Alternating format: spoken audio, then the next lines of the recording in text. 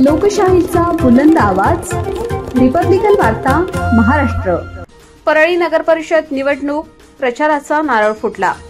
शुभारंभ प्रदेश अध्यक्ष हर्षवर्धन सपकाळ यांच्या हस्ते नारळ फोडून केला। बातमी बीड येथून। परळी शहरामध्ये काँग्रेस आणि वंचित बहुजन आघाडीचा स्वतंत्र पॅनल उभा करण्यात आलाय। दोन्ही राष्ट्रवादीला फाटा देत काँग्रेसने आपल्या उमेदवारीचे मनसुबे केलेत। याच परळीत प्रचाराचा काँग्रेसकडून आज नारळ फोडण्यात आलाय। यावेळी काँग्रेसचे प्रदेशाध्यक्ष हर्षवर्धन सपकाळ उपस्थित होते। त्यांच्यासोबत माजी मंत्री अशोक पाटील, काँग्रेस जिल्हाध्यक्ष राहुल सोनवणे यांच्यासह नागरिकांनी देखील या प्रचाराच्या शुभारंभाला मोठी गर्दी केलेली पाहायला मिळाली। प्रचार शुभारंभाप्रसंगी हर्षवर्धन पाटील यांनी मुख्यमंत्री फडणवीस यांच्यावर जोरदार आरोप केले आहेत। जातीजातीमध्ये तेढ निर्माण करणे, प्रत्येक नेता आपल्या ह्या खिशात त्या खिशात अशा फैरी त्यांनी आपल्या भाषणातून उपस्थितांना ऐकवल्यात। पुढे माध्यमांना बोलताना त्यांनी निवडणुकीचे व्हिजन स्पष्ट सांगितले आहे। महापुरुषांच्या विचारधारेवर आणि सद्भावनेच्या दृष्टीने आम्ही काँग्रेस परळीच्या गुणवत्ता अशा गुंडगिरी भ्रष्टाचारी लोकांना घरी बसवण्यासाठी आम्ही निवडणुकीचे रणशिंग फुंकले आहे, असे उद्गारही त्यांनी यावेळी काढले। परळी या गावामध्ये काँग्रेस या ठिकाणी लढत आहे आणि काँग्रेसचा या ठिकाणचा सद्भावनेची जी साथ घातली आहे त्या अनुषंगाने आम्हाला आशा आहे की या ठिकाणची गुंडागर्दी, या ठिकाणचा भ्रष्टाचार, या ठिकाणच्या विकृतीला मुठपाती द्यावी करिता या निवडणुकीत आम्ही मैदानात परळी या ठिकाणी उतरलो आहोत। सर, साधारणतः महाराष्ट्रामध्ये अनेक ठिकाणी महाविकास आघाडी एकत्र लढत आहे, परंतु परळीमध्ये चित्र म्हणजे वेगळं चित्र आहे, काय सांगाल? आघाडीच्या युतीच्या संदर्भात आम्ही अधिकार स्थानिक पातळीवर दिले होते, त्यामुळे स्थानिकांनी जो निर्णय घेतला तो आम्हाला मान्य आणि दुसऱ्या बाजूला आमच्या मित्रपक्षांनी देखील तशा स्वरूपाचा निर्णय हा घेतलेला होता। कुठे आम्ही आघाडीत आहोत, कुठे नाहीत, कुठे मैत्रीपूर्ण लढत आहोत आणि हे स्वाभाविक चित्र आहे आणि हे तिन्ही पक्षांना आम्हाला या सर्व परिस्थितीची जाणीव आहे। आघाडीच्या वैचारिक मतभेद आहेत, पण अशा व्यक्तींनी असे शरद पवार यांनी वक्तव्य केलेलं आहे। आता शरद पवार साहेबांनी की मनसे आणि आमचे वैचारिक मतभेद आहेत, मात्र भाजपला हटवण्यासाठी आम्ही एकत्र लढतोय। त्यांची असणारी ती व्यक्तिगत त्यांच्या पक्ष म्हणून भूमिका आहे। ते ज्येष्ठ नेते आहेत, महाराष्ट्राचं जाणतं नेतृत्व आहे, त्यांनी व्यक्त केलेली भावना आहे। इथं पर स्थानिक आमचं जे संघटन आहे, मुंबई जे प्रांत आहे, ते मुंबई प्रांताची मंडळी या संदर्भामध्ये निर्णय घेते। आघाडीच्या मतामध्ये फूट होऊन ती विरोधकांचा फायदा होऊ शकतो। आघाडीच्या अनुषंगानं अशा प्रकारचा कुठलाही अपप्रचार जो होत आहे तो चुकीचा आहे, कारण खूप ठिकाणी महायुती वेगवेगळी लढत आहे, त्यामुळे या स्थानिक पातळीवरच्या स्थानिक मुद्द्यांच्या अनुषंगाने असणारी निवडणूक आहेत, असा कुठलाही भाग नाही। मनसे आणि काँग्रेस एका ठिकाणी लढत आहे। बघा, मनसेच्या अनुषंगाने वारंवार जो विचारला जाणारा प्रश्न आहे हा अनाकलनीय आहे। त्या संदर्भामध्ये स्पष्ट स्वरूपाची भूमिका आम्ही वारंवार मांडलेली आहे। शरद पवारांनंतर 100चा आकडा पडला भाजपनं कालपर्यंत 100 नगरसेवक, 3 नगराध्यक्ष। गुंडाशाही, गुंडागर्दीच्या माध्यमातून कॉलर पकडून विड्रॉल करत लावत आहे।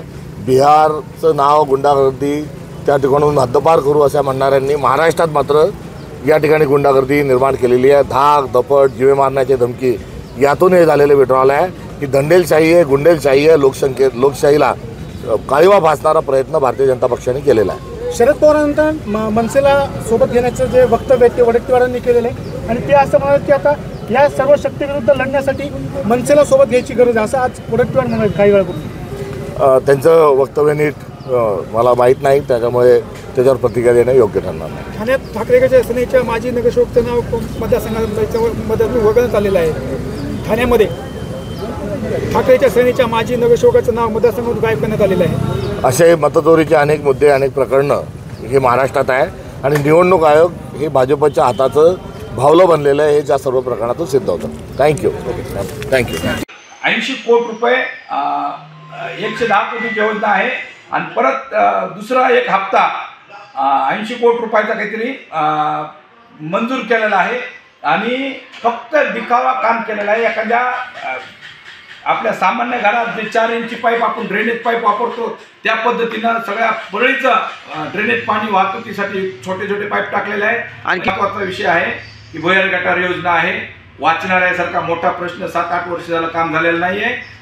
परत अग्निशमन दलाच्या कर्मचाऱ्यांसाठी एक बिल्डिंग आहे, तिचं अर्धवट काम आहे। डम्पिंग ग्राउंड स्वच्छतेसाठी जे डम्पिंग ग्राउंड लागतंय ते सुद्धा अर्धवट अवस्थेत आहे। नागरिकांच्या मूलभूत सुविधा ज्या आहेत, पाणी आहे, रस्ता आहे, स्वच्छता आहे, अर्धवट असलेले आवश्यक काम जे की जनतेच्या निगडीत काम आहेत सगळे अर्धवट अवस्थेत आहे। आम्हाला पुढच्या ह्याच्यासाठी परळीमध्ये वेगवेगळ्या योजना आणायच्या आहेत, पण पहिल्याच पूर्ण नाहीत. 7-7, 8-8 वर्ष झालं ह्याच्यावर आम्हाला जास्त लक्ष केंद्रित करायचं आहे. आणि आले आम्ही निवडून आले आम्ही हे सगळ्यात प्रथम काम करणार, राहिलेले अर्धवट काम करणार आहोत. खूप काही MIDC सारखे प्रकल्प आहेत ते, पण त्याला कुठलाही दुजोरा नाही आहे, त्याला पाठपुरावा कोणी करत नाही आहे. त्याच्यामुळं खूप मोठमोठ्या योजना परळी शहरातल्या अर्धवट अवस्थेत आहेत, ते आम्ही पूर्ण करणार आहोत. मी एक परळीचा नागरिक म्हणून लढत असतो. बरं, मी लढवय्या कार्यकर्ता आहे हे सगळ्या परळीकरांना माहीत आहे. मी पक्षात असताना सुद्धा खूप वेळेस आंदोलन केलेलं आहे. मी काय आज मला इलेक्शन लागलंय म्हणून लढत नाही आहे, तर मी नगराध्यक्ष असताना सुद्धा मला जर यांचा कारभार किंवा दबावतंत्र आलं तर मी सुद्धा त्यावेळेस सुद्धा राजीनामे दिलेले आहेत, पक्षाच्या विरोधात बंड केलेला आहे. आणि प्रत्येक वेळेस जनतेसाठी मी आंदोलन करतोय. आता जास्तीत जास्त कालच्या एका इलेक्शन लागायच्या 15 दिवस आधी सुद्धा आम्ही जनतेच्या नागरिकांच्या समस्येसाठी, जे की परळी शहरामधून सरस्वती नदी खूप मोठी नदी आहे पण खूप घाण झालेली आहे, त्याच्यासाठी आम्ही निविदा काढली होती, सगळं झालं. पण ती मॅनेज गुत्तेदारालाच काम देऊन अर्धवट बोगस काम करणाऱ्यालाच काम दिलं होतं. तर ते काम थांबवण्यासाठी सुद्धा मी स्वतःला जमिनीमध्ये गाडून घेऊन 4 तास आंदोलन केलं होतं.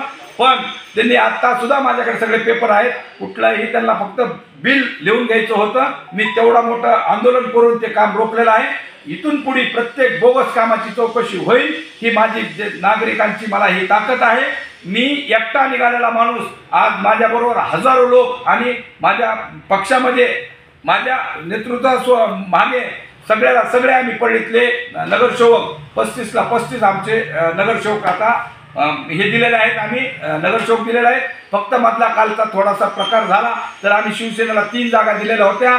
त्या जागेवर त्यांनी फॉर्म न भरल्यामुळं एक जागा त्यांनी अपक्ष म्हणजे निवडून आली. ते आमचा त्याच्यात काही दोष नाही किंवा आमचा एकही उमेदवार त्याच्या मागं त्याचा काही हे नाही आहे. ठाकरे सेनेला आम्ही हे 3 जागा दिलेल्या होत्या, त्याच्यातला उमेदवार आहे. आणि अजून दुसरे 3 इथल्या दबाव तंत्राखाली जे कर्मचारी काम करतात, इलेक्शनचे ड्युटीवाले जे काम करतात, त्यांनी दबाव तंत्राखाली येऊन कुठलीही नोटीस न देता आमचे 3 फॉर्म बाद केलेले आहेत. त्याच्यातले आम्ही आता कोर्टामध्ये गेलो आणि त्याचा निर्णय एक सोमवारी उद्या लागणार आहे. ते सुद्धा ते आमच्यासारखाच निर्णय लागेल, कारण काय कुठलीही त्रुटी नसताना कुठं रेगात वडल्या, शपथपत्रावर कुठं निरंकच आहे असं ह्या गोष्टी करून बरं कुठलीही नोटीस न देता ह्यांनी केलेलं आहे. ते आम्ही आता ते आमचं सोमवारी निकाल रिझल्टला. परळी स्मार्ट सिटी करायला काही अडचण नाही आहे, पण जे पहिलेपासून 20-25 वर्षाची जे सवय लागलेली आहे परळीसाठी, ते आम्हाला सगळ्यात आधी मोडकळीस आहे. ज्याचे की परळीमध्ये स्मार्ट सिटी करण्यासाठी सगळ्यात आधी आम्हाला व्यापाऱ्याबरोबर बैठक घ्यावं लागेल. आम्ही कुणीही आमच्याकडून दुखवणार नाही, ह्या पद्धतीनं आम्ही त्याच्यावर चर्चा करू. व्यापारी आमच्या परळीतला मेन कणा आहे, कारण प्रत्येक व्यापाऱ्यापाशी आमच्या परळीतल्या गोरगरीब जनतेच्या महिला भगिनी आणि जे कोणी मुलं आहेत हे व्यापाऱ्याकडे, प्रत्येक व्यापाऱ्याकडे 8-8, 10-10 जण काम करतात. आमचं मेन परळीतलं व्यापारी आमचा कणा आहे. आम्ही त्या व्यापाऱ्यांना आधी कुठलंही दुःख देणार नाही. त्यांच्या सहमतीनं आम्ही पुढचे मार्ग जे आहेत की एकतर्फी वाहतूक करणे किंवा पार्किंग करणे किंवा कुणालाही त्रास न होऊ देणे, ह्या गोष्टी आम्ही व्यापाऱ्याबरोबर चर्चा करू आणि ते निर्णय घेऊ.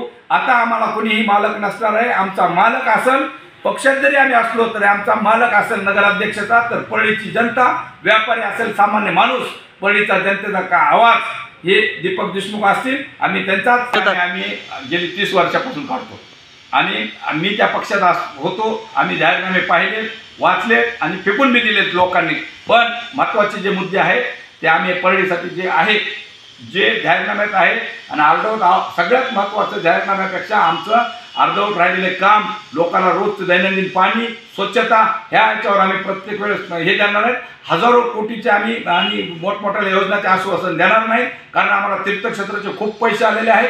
तेच सुद्धा आम्ही व्यवस्थित नियोजनबद्ध आणि व्यापारी, परळीतले जे वकील, डॉक्टर, असे जे सुज्ञ आणि तज्ज्ञ आहेत लोक, नागरिक आहेत, त्यांच्याबरोबर बैठक घेऊन वारंवार त्यांच्या निर्णय घेऊन आम्ही परळीचा विकास. बाबासाहेब मनेरे, रिपब्लिकन वार्ता वृत्तवाहिनी, महाराष्ट्र, बीड जिल्हा प्रतिनिधी. Subscribe now and press the bell icon. Never miss an update.